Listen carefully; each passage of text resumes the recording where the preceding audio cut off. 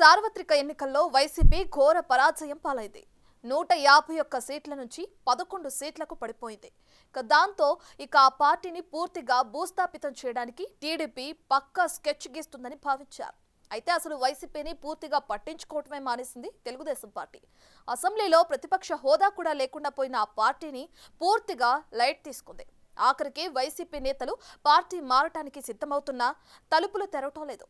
ఆ పార్టీ నుంచి పేరున్న నేతను ఒక్కరినంటే ఒక్కరిని చేర్చుకోవడానికి కూడా టీడీపీ ఇష్టపడడం లేదు. అసలు దాని వెనుక ఉన్న స్కెచ్ ఏంటి? చేరికల వ్యవహారాలపై టీడీపీలో చక్రం తిప్పుతుంది ఎవరు?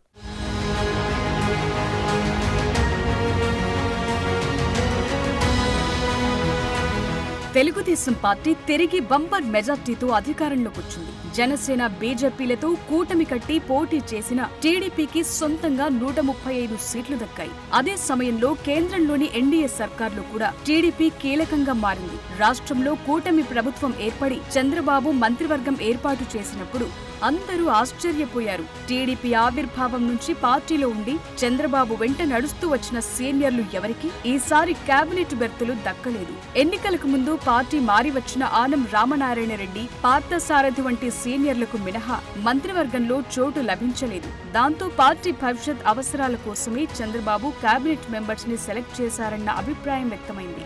లోకేష్ మార్క్ కేబినెట్ అన్న టాక్ కూడా వినిపించింది. ఈసారి నారా లోకేష్ వంటి యువ నాయకత్వం అందుబాటులోకి వచ్చింది. దాంతో టీడీపీ మరిన్ని కాలాల పాటు ఏపీ రాజకీయాల్లో కీలక భూమిక పోషించటం ఖాయమన్న అభిప్రాయం వ్యక్తమైంది. దానికి తగ్గట్లే టీడీపీ సీనియర్లలో కూడా ఎలాంటి అసంతృప్తి కనిపించకపోతుండటం గమనార్హం.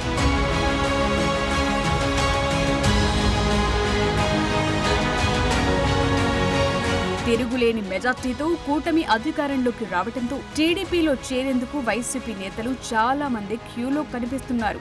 మాజీ మంత్రి గంటా శ్రీనివాసరావు తాము గేట్లు తెరిస్తే వైసీపీ గల్లంతు కావటం ఖాయమని ఇప్పటికే ప్రకటించారు. ఆ పరిస్థితి నిజంగానే కనిపిస్తోంది. ఇప్పటికీ అన్ని జిల్లాల్లో పైనుంచి కింది స్థాయి వరకు వైసీపీ నేతలు టీడీపీ జనసేనల్లో చేరటానికి రాయబారాలు నడుపుతున్నారు. అయితే గతంలోలా టీడీపీ తలుపులు వారికి తెరుచుకునే పరిస్థితి లేదంటున్నారు.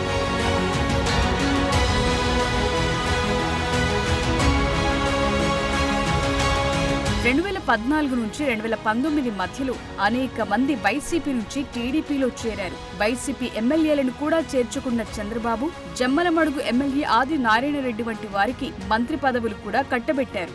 ఆ వలస నేతలతో కొన్ని చోట్ల వైసీపీ వారి డామినేషన్ పెరిగి టీడీపీ నేతలు డమ్మీల్లాగా మిగిలిపోవాల్సి వచ్చిందంటారు. అది కూడా అప్పటి ఎన్నికల్లో టీడీపీ ఓటమికి ఒక కారణంగా చెప్తారు. ఈసారి కూడా అలాగే అవుతుందని అనుకున్న టీడీపీలో చేరికలకు పెద్ద బ్రేకే పడినట్లు కనిపిస్తోంది. నారా లోకేష్ ఆ వలసలతో ప్రయోజనం లేదని భావిస్తున్నారట. 2014-19తో పోలిస్తే నారా లోకేష్ లో రాజకీయ పరిపక్వత స్పష్టంగా కనిపిస్తుంది. అటు మాట తీరు, ఇటు రాజకీయ వ్యూహాల్లో కూడా రాటుతేలారు. 2019 ఎన్నికల్లో మంగళగిరిలో ఓటమి పాలైన ఆయన దాని నుంచి చాలా పాఠాలే నేర్చుకున్నారు. ఆనాడు ఆయన కొంత అనుభవ రాహిత్యంతో వైసీపీ నేతల విమర్శలకు గురయ్యారు. మాజీ మంత్రి రోజా వంటి వారు పప్పు అంటూ ఆయనపై చెలరేగిపోయారు. 5 ఏళ్లు ప్రతిపక్ష పాత్ర లోకేష్ ను అసలు సిసలు నారా వారి వారసుడిగా నిలబెట్టిందన్న అభిప్రాయం వ్యక్తమవుతోంది.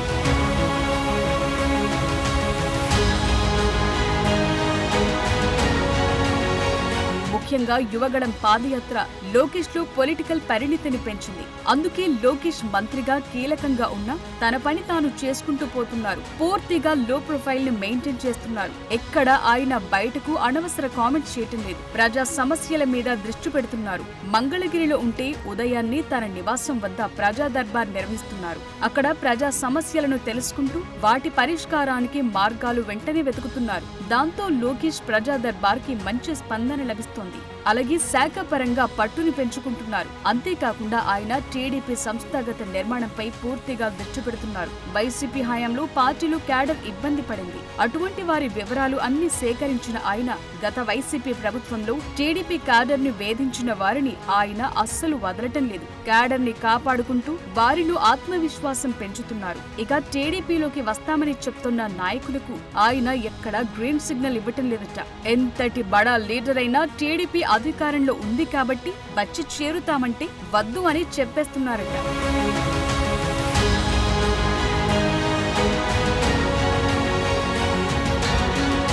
పార్టీలో చేరే ఉద్దేశంలో అపాయింట్మెంట్లు అడుగుతున్న వారిని కూడా కలవటానికి ఇష్టపడటం లేదట.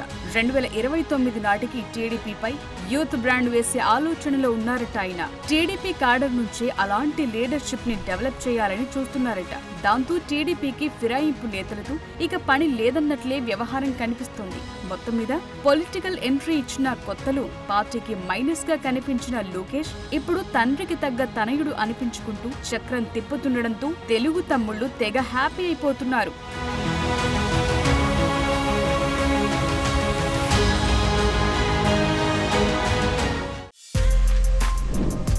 For more videos like this, subscribe Big TV channel.